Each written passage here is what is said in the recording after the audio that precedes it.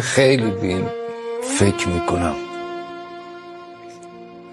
و این 10 دقیقه بعد از این که من بمیرم، عزیزترین کسم، رفیقم، خود تو بیای توی خونه من، نمیگی حامد کدوم اتاقه، میگی جنازه کدوم اتاقه، اسمم هم ازم میگیرن.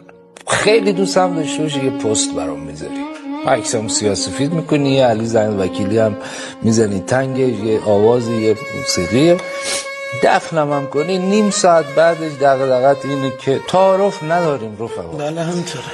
دغدغت اینه نوشابت زرد باشه یا مشکی باشه، نمک پاشو بده، فلفل رو بده، کرت رو نمیخوری، گوجت رو نمیخوری.